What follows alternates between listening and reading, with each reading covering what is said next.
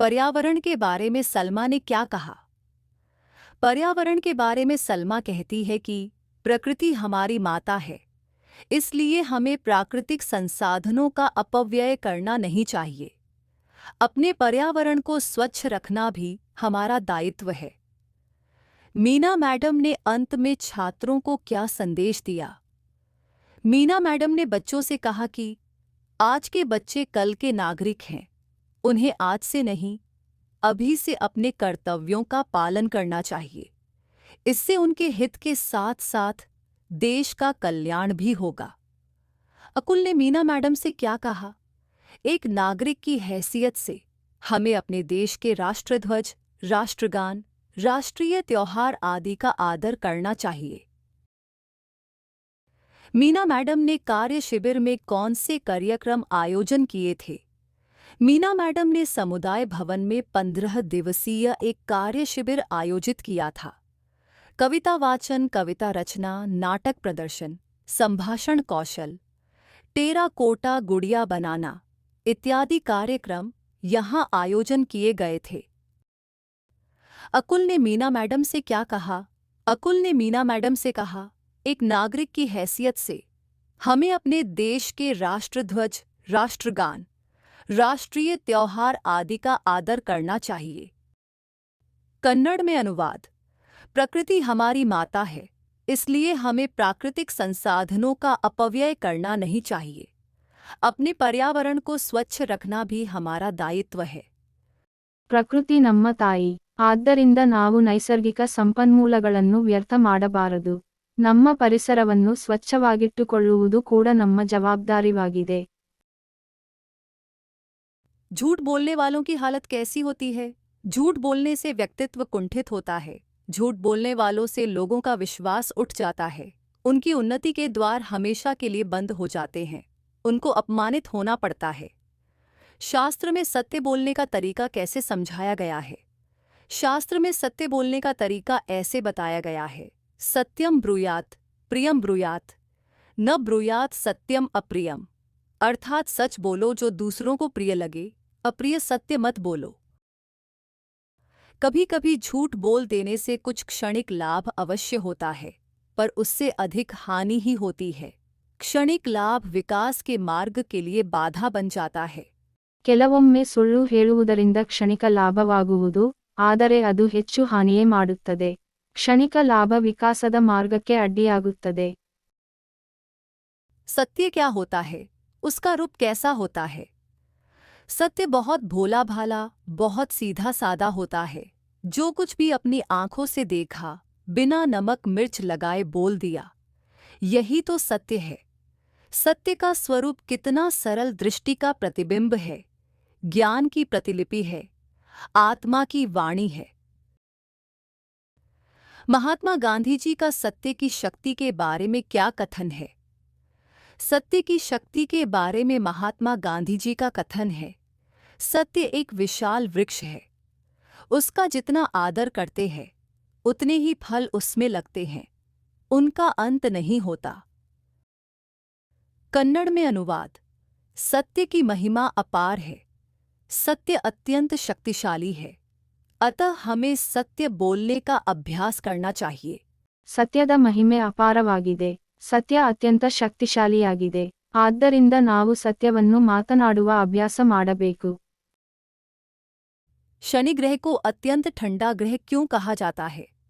शनि ग्रह सूर्य से पृथ्वी की अपेक्षा करीब 10 गुना अधिक दूर है, इसलिए बहुत कम सूर्य ताप उस ग्रह तक पहुंचता है।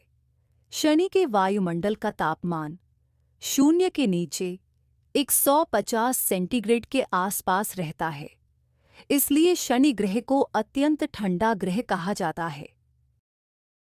कन्नड़ में अनुवाद। शनि हमारे सौर मंडल का एक अद्भुत और सुंदर ग्रह है। किसी भी ग्रह को शुभ या अशुभ समझने का कोई भौतिक कारण नहीं है। शनि तो हमारे सौर मंडल का सबसे खूबसूरत ग्रह है। ಶನಿಯು ನಮ್ಮ ಸೌರವ್ಯೂಹದಲ್ಲಿ ಅದ್ಭುತ ಮತ್ತು ಸುಂದರವಾದ ಗ್ರಹವಾಗಿದೆ.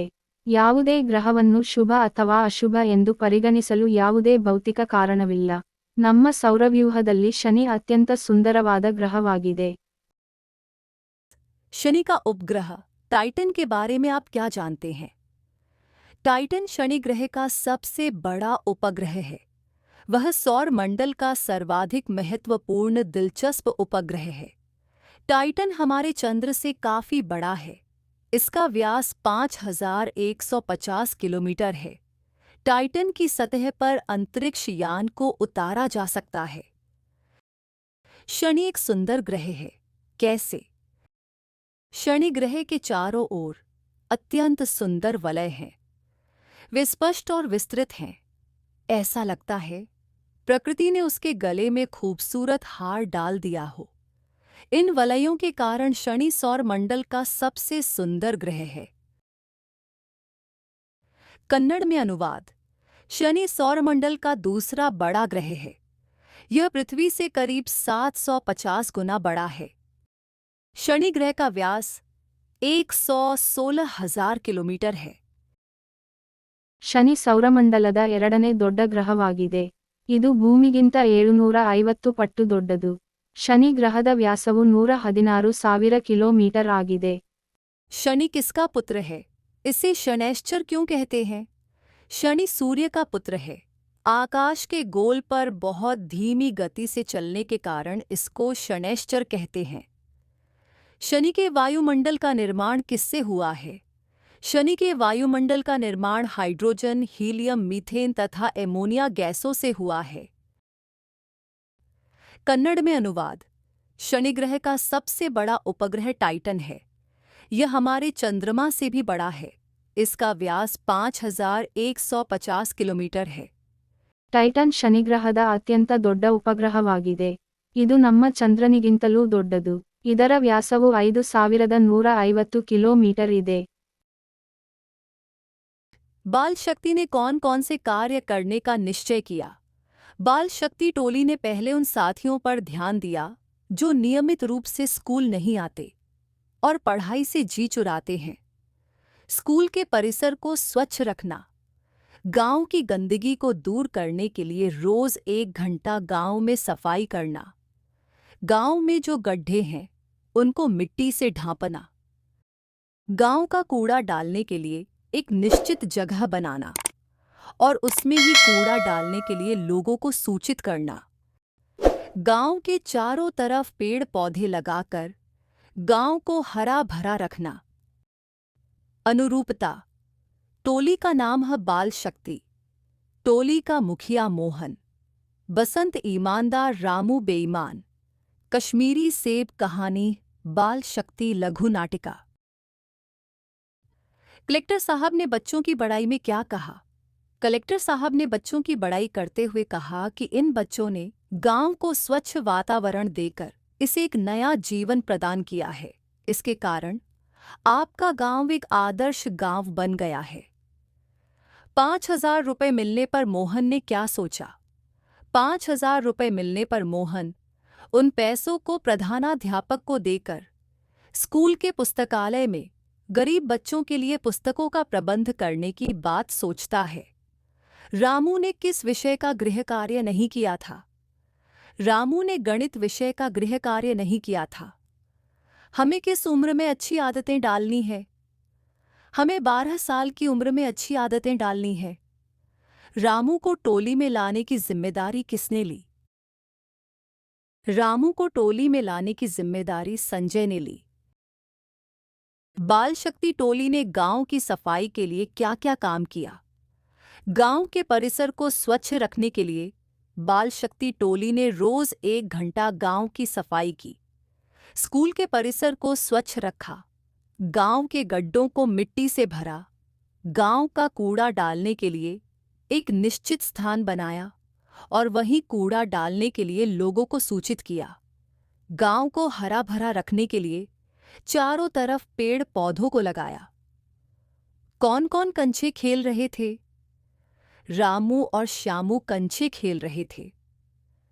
खेल में कौन सदा बेईमानी करता है? खेल में रामू सदा बेईमानी करता है। टोली का मुखिया कौन बना? टोली का मुखिया मोहन बना।